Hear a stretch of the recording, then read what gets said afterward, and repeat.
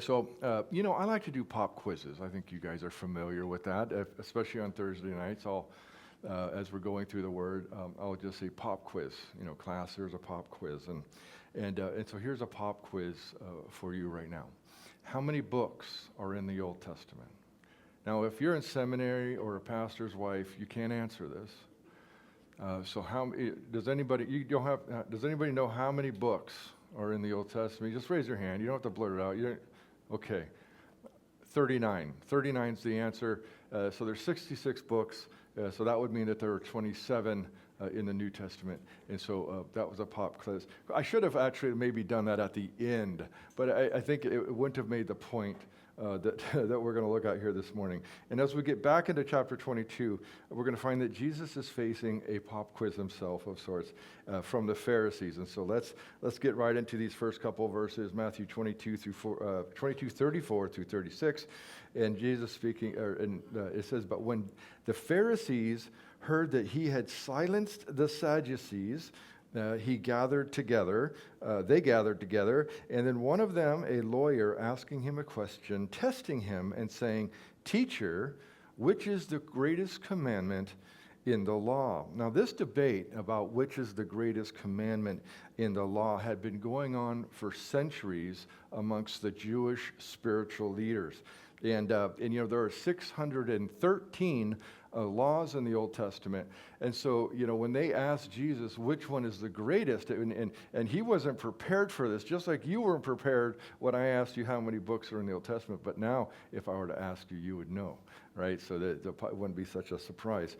And so they think that they're going to test him, that they're going to corner Jesus with this pop quiz. And so they viewed these 613 laws and divided them in a couple of ways. Number one, there are 248 positive injunctions of those 613 laws.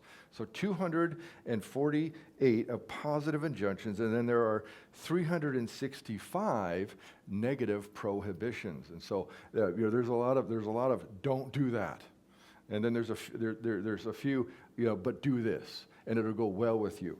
And so they wanted Jesus to pick out from all of these. And it's interesting that as I was reflecting on this verse and the fact that there are these 613 laws, I was thinking of Paul, Romans chapter 7. In that portion of Romans, Paul is talking a lot, extensively, about our relationship with the law. And he gets really deep. It's a very theological book. It's probably the most doctrinaire book you're going to find in the New Testament, and so he digs in deep there. But as he's coming down to the end of chapter 7, before he gets to this glorious chapter 8, he says this. He says, "The things I ought to do, I do not do, and the things that I will to do, I don't do." So think about this in terms of the type of laws there are. There are positive injunctions. The things I ought to do, I don't do. And the negative prohibitions. And then the things I will not to do, I do. So his answer, what he's speaking to there in chapter 7 of Romans, is he's saying, look, whether it's a positive law or a negative law, I fail at each type of law. Right? And so sometimes we do the things we shouldn't do, and sometimes we don't do the things we ought to do. And it goes both ways. And oftentimes, the way our minds work is we often think in the negative. We think, well, I shouldn't have done that. I shouldn't have done that. But we in terms of what the positive things that we should do. And so what the leaders did here, the religious leaders here, is they divided the laws into two categories. And one was the heavy or the important laws, and then the second category would be the light or the less important laws. Now this seems kind of an arbitrary sort of dividing line to me, that somehow that God would give these 613 laws, and then man would come along and say, well, these are the most important ones, and then these are the lesser important. But we know what we see from the book of James here. James chapter 2 and verse 10 says, "But for whoever shall keep the whole law and yet stumble at one point, he is guilty of them all." Right? So here's the thing: there's no end around it. It's a football term. You're going to run around the end of the line, And you're going to find that lane, and you're going to hit it, and you're going to make forward progress. Instead of going right through. You ever see those running backs try to go right through the line, and they get stopped right there, dead in their tracks? And so sometimes they break through, right? It's pretty amazing to see, but sometimes it's the end around. I could get into talking about football a little bit here, but I'll try to refrain from that. But the point is that there are, of all these laws, that they're all equally important. And if we're guilty of breaking even one law, we're guilty of breaking the whole law. We are not to judge ourselves in terms of, well, I've only broken a few of the lighter laws, therefore I'm not really guilty per se, because I know somebody or a group of people that are breaking more laws and more of the heavy type of laws. And typically in our human wisdom and our human way of thinking, we would then categorize ourselves juxtaposed to those that, quote unquote, are sinning, worse sinners than us, and say we're not that bad, and therefore we alleviate any sense of guilt or a negative conscience. Right? And it's just one way that we can have that end around. But Jesus is saying through the word, James, his brother James, by the way, wrote the book of James, and he says that if you're guilty of breaking one point, you're guilty of breaking all. And so just a little bit about the law there, because we're going to talk a lot about love in a moment. And so we go on now to look at Jesus' response in Matthew 22, 37 and 38. And Jesus said to him, "You shall love the Lord your God with all of your heart, with all of your soul, and with all of your mind, and this is the first and great commandment." And so again, Jesus shows us mastery, right, over this man's limited understanding by quoting what is called the Shema.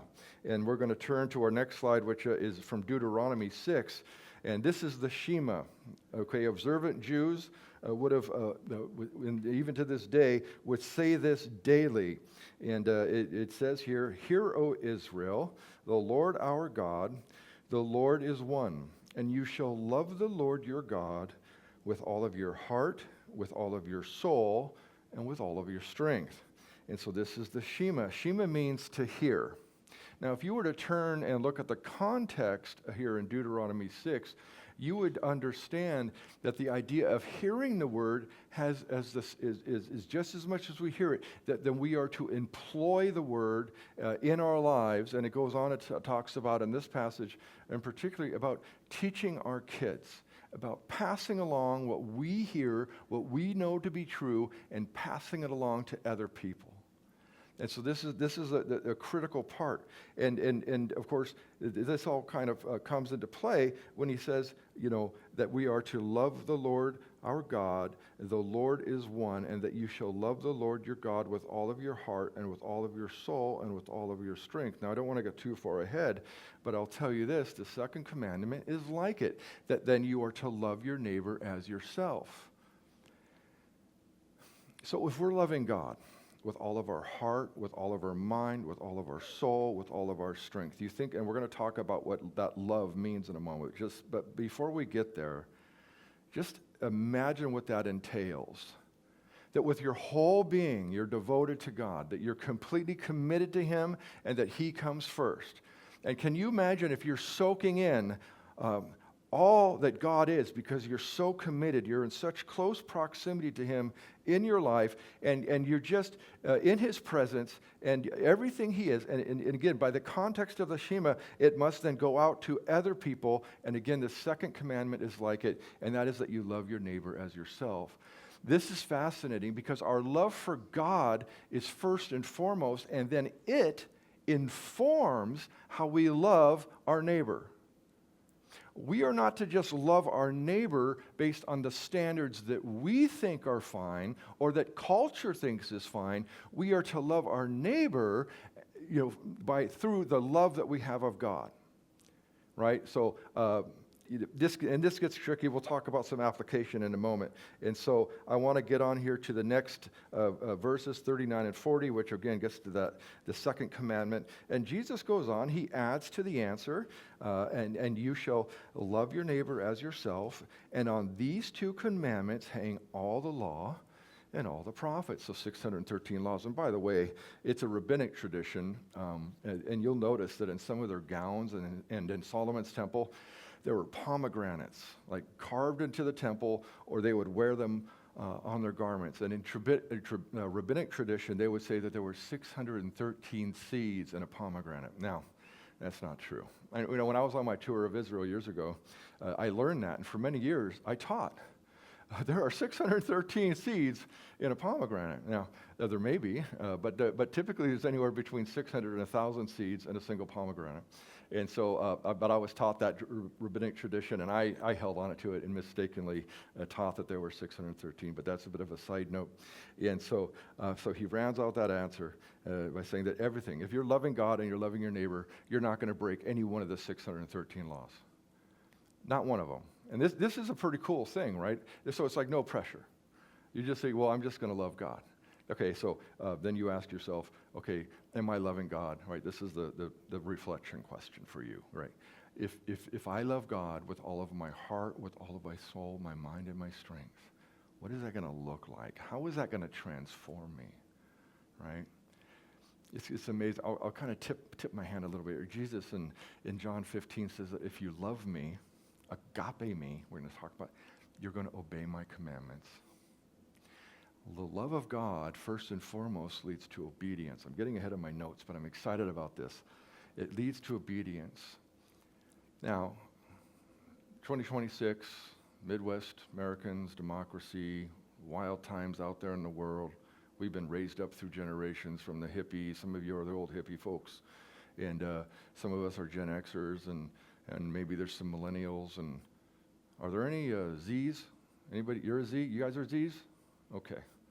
And so you're the end of the line. So X marks the spot, but you're the end of the line. And so yeah, I don't know what's going to happen beyond your generation. We all, but pour into you guys because you're the light for your generation. Praise God for that. And so we don't want to love our world around us according to their how they want. Have you ever heard the term love is love? Have you ever seen that, like in a meme or, and what are they saying? They're saying that, well, if you love God, you should, and God is love. They love this one. And if God is love, then why don't you love those that are participating in this sort of sinful lifestyle, homosexuality, transgenderism? And let's just not pick on that. That's kind of the hate du jour that we have as Christians. And I'm using the term love loosely because I know that you guys are not hateful, but if you're part of some of these churches, they have the signs that say God hates so much, such and such. Have you ever seen that too? That's we don't want to go that way. That's not love. But be that as it may, love is love. That, that we should just love people as they are. Isn't that godly? Isn't that easier? Man, why cause all these problems and issues by standing against something? Why don't you just stand for something? Parents, if your child were to come into the kitchen when you were preparing breakfast, very curious at a young age, you can think of toddlers and that, and they come in and the stovetop is hot, and maybe there's a flame from the gas or it's a hot ring from the electrical, and the child were to go and touch that, and would it be loving to then just say, well, live and learn, go ahead and touch that. I think you won't do it again, kind of thing. Or do we stop them? Well, I think we stop them, right? Some of you are like, no, that means we have to have counseling, and so you see me afterwards. But if you said no, you stop them. See, that's loving. And it could look negative, like I want. Have you ever? But mommy, I want to. But daddy, I want to. I hate you. Have you ever? Yeah, you ever heard your kids say that? You don't let me have any fun, And Amy's like, she does that to Chris. And she's over there like, yeah, right, okay, he's nodding. And so it's the same way in terms of how we approach culture as Christians. It's a similar thing, isn't it? That somehow we say, you ought not do that. That you ought not, sort of live a lifestyle like this or do this or that. And then they would say, well, you're a hater. You have no love in you. If you really loved me, you'd allow me to live as I wanted, because after all, we know that this is an outdated ancient book that really has nothing to do with where we're at now in modern society and modern culture. And so they will kind of peck back, and they'll even use what we believe against us, as in the cases with love. And so now we're not to be mean-hearted, and I certainly don't want to say that we ought to be unwholesome when we approach these issues or these people. And so I want to look now at the 4 types of love that we find in the ancient Greek, because this will break it down and give us more insight into how we're to love. And so first, of course, we have the eros, which is actually not found in the New Testament, but it is an ancient Greek word, and this has to do with the romantic, passionate, or sexual type of love, the type of love that is righteously expressed in marriage, and this is eros. Now, it's interesting, and some commentators think that there's some theology by its lack of presence in the New Testament, and I'll let you guys do a deep dive on why that might be the case. Why is this eros love not even mentioned? It has its place, and it's certainly important. The expression of eros love is very important, but we want to. But it's not mentioned at all. The second type there you see is number 2, storge, and this is natural affection, especially towards those that are in your family. And so this is the love of parents for children, siblings for one another. It's instinctive, it's natural, it's biological, and it rarely appears in the New Testament. Storge. And so it's found in a compound form in the negative. And so we have astorgos, astorgos. And here in the negative, it's used like this in 2 places that speak to the depravity of man. In Romans chapter 1 and 31, it's listed among the marks of depravity that the natural affection from one to another will wane, will wax.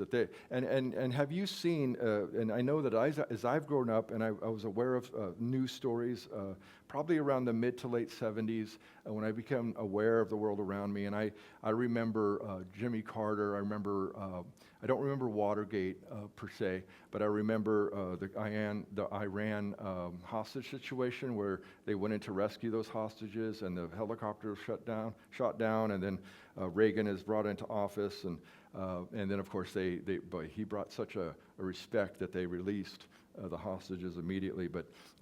So there's this natural affection over our lifetime. This is the point. Over our lifetime, we've seen a decline in natural affection from parent to child, child to parent, sibling to sibling, and so on and so forth. There has been a decline. The natural love of man is waning. Waxing would be growing. Waning would be decreasing. And so we certainly want to make sure that we as Christians are not struggling in this area, but that we are loving our family members. 2 Timothy 3:3 also mentions this, and it's a characteristic of the last days, that men will be lovers of self. They will not be lovers of others. And so self-love is a picture or a piece, if you will, or a mark of what you'll see humanity fall into in the last days, that we love ourselves. And so agape, which we're going to get to in a moment, will counter this. But the third type of love is philia, and its definition is that it's brotherly love. You think of Philadelphia, of course, the city of brotherly love. It speaks to deep friendship and affection between equals. And so some of us here have family members here, but we are, regardless of whether we have family here, we are a spiritual family, and we have a brotherly love for one another that is obvious to see, and also then even beyond that in agape. But it's rooted in mutual care and reciprocity, and some of the New Testament appearances of this is first of all in John 11:3, when Martha and Mary told Jesus about the illness of Lazarus, their brother, and they said, "Lord, behold, him who you love is sick." And so, this is the word for that philia, that brotherly love. And then James at 4:4, it says that friendship, that is this brotherly love with the world is enmity with God. And so we don't want to be in love, have any sort of affection for the things of the world. I like football. I like classic cars. I like music, to the point I collect records and all the rest. You all know about this. But am I to let my love, if you will, for those things have sway over my soul? No, the answer is no. But for example, big football fan growing up, and I'm a glutton for punishment, okay, because I grew up a Chargers fan, and then I moved here 26 years ago and became a Vikings fan, and they're always full of promise. Always. This is the year. And so, I don't know. I think I need to move to a place, where there's a good football team, and I'll have to, maybe Seattle right now might be the place to go. But here's what used to happen. I would watch the Chargers or the Vikings on Sunday morning, Monday night, whatever it was, and they would make a horrible play. There would be an interception, and I would just get furious. I mean, I can't even feign it for you because it would be offensive to do from the pulpit. But I would just be red in the face, maybe even swearing, shaking my fist. How can you? Are you blind? And just kind of raging. Or if they lost this important game, that coach, you ought to be fired. I mean, literally, I'm going to write an email right now, a nasty gram to the organization, because that you called a pass play when you're on the 1-yard line. Come on, and there's actually, you think of the Patriots and 49ers, but be that as it may, I'm not bitter. And so, how could you do that? But it would literally, I would be angry for hours afterwards. It would sway my soul. It would have such a grip on me. And you could think of, and I invest through my Roth IRA, but I shouldn't look. I shouldn't look. I should just trust that there's a multi-year plan in place. But I tend to look, and there was a time when it was unbelievable. I'm going to starve. I'm not going to, when I retire, that's it. I'm just going to die because there's no money, and it would just upset me so much. And so we have to, in terms of this love for the world, we were just singing about trust. I mean, that was a beautiful God-inspired set this morning. But we were just singing about He provides all things, everything we need. And I'm back there, and as we're worshiping, I'm just thinking, how true. But if I'm loving the world, how am I going to love God enough to trust Him to provide for all my needs? And if I'm letting the world sway my soul, sway my heart, one way or the other, if I'm built up, and because my political, candidate got into office, and or I'm down because my political candidate didn't win office, and I'm letting the world dictate how I feel because I'm watching the news, and it makes me so angry. Then you know what? That's the love of the world. It has its hooks in your soul, and it's bothering you because in that moment you're not enjoying or being blessed by the peace of God. Can you imagine that? The world could go to hell in a handbasket, and I hope you know it is. Oh, we're not. But why is it as though we are walking through, we are sojourners, pilgrims, waiting for a city on high? Why is it that when we live in this world, we let the things of this world sway our souls to the point where we don't know how we're going to handle this? I'm at a loss. Should the words "I'm at a loss" ever come from a Christian? You are not at a loss. You serve the living God that owns. Your eternity is secure. You know the ending. And to be in love with the world is anathema. John uses, he says that friendship with the world is enmity with God. Now I got a little carried away on that, but no, just wait, agape's coming up. Let's get into agape. This is the highest form of love.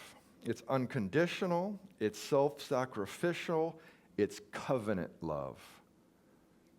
Covenant love. It's not rooted in emotion, attraction, or mutual benefit. I'm going to say that again. It's not rooted in emotion, attraction, or mutual benefit. A willful, determined commitment, that is, agape is a willful, determined commitment to seek another's highest good regardless of their response. Regardless of their response. Regardless of how they view you. Is that you're willing to sacrifice yourself, or you see, is there somebody that we know that really set the model for this, right? That somebody is willing to die for you, even before you ever knew it, that God demonstrated his love for you, that while you were yet sinners, Christ died for us, right?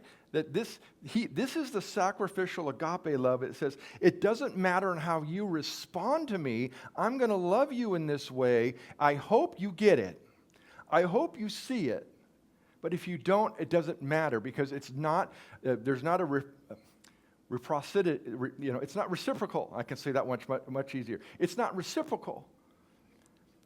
And I'm not looking to love you so you can love me. I'm looking to love you because Christ loved me, and I am going to love my neighbor as myself. So you can say the hard things in love. You can have the difficult conversations. You can tell your spouse no when they want to go out and party.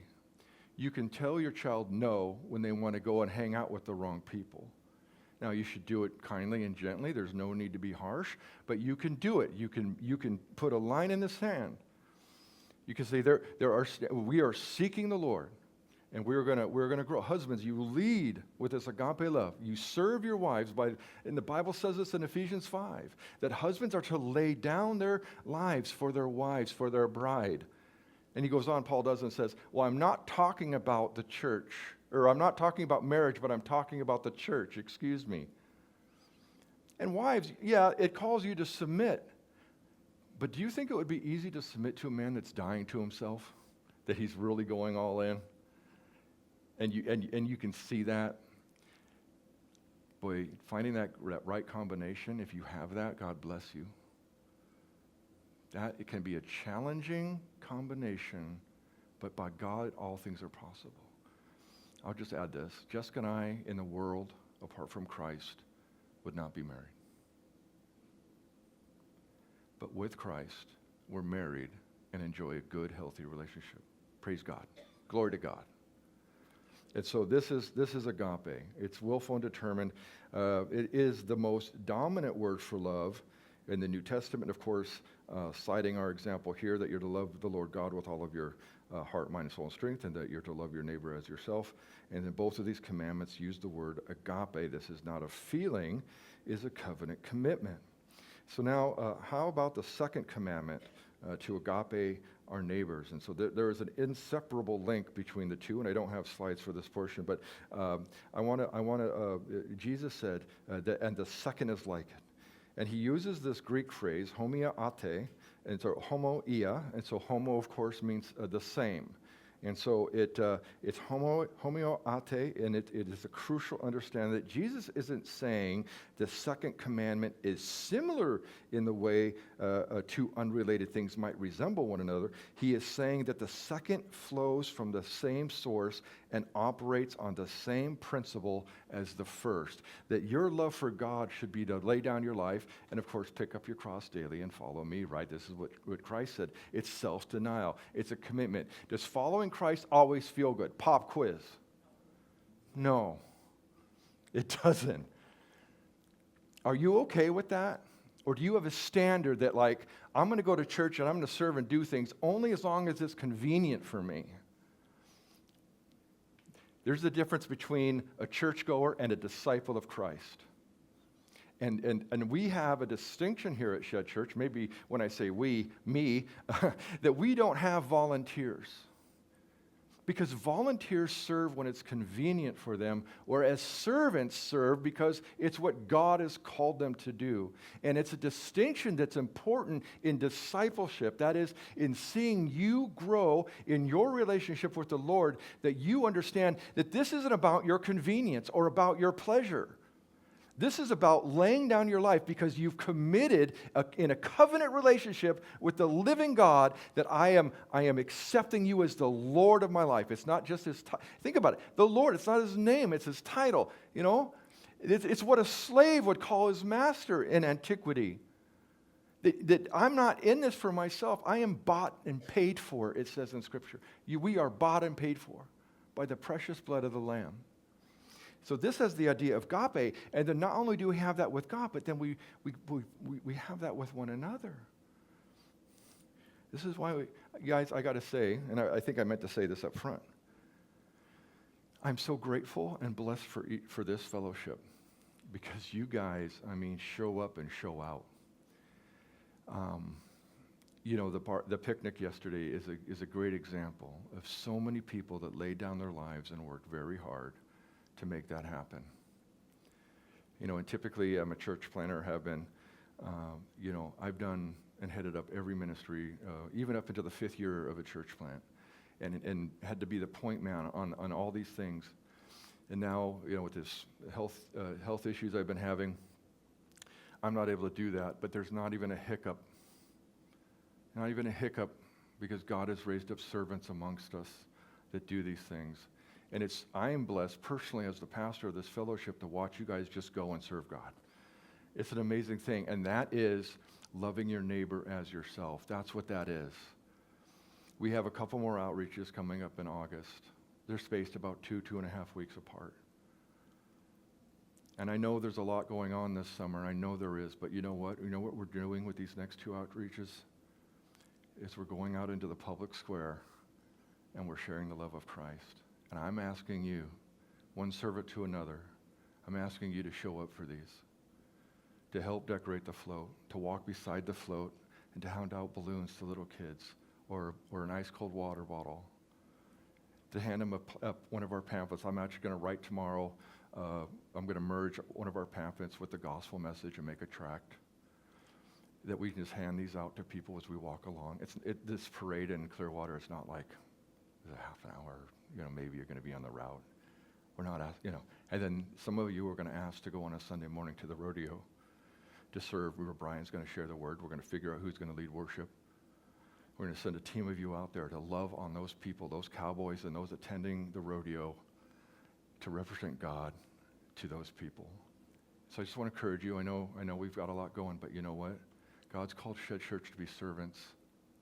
And I'm so blessed to see you guys do that, because none of these other churches are doing this in our area. But this new wine that God's pouring out here, this new wine, it's beautiful to see the response. And so that's that brotherly, or I shouldn't say, that's the agape love for other people. And so God's love becomes the model. This is the second point of brotherly or neighbor, or love your neighbor. 1 John 4:11 says, "Beloved, if God so loved us, we also ought to love one another." Those words for love are agape. Ephesians 5:2 says that, and we are to walk in love as Christ also has loved us and given himself for us, an offering and a sacrifice to God for a sweet-smelling aroma.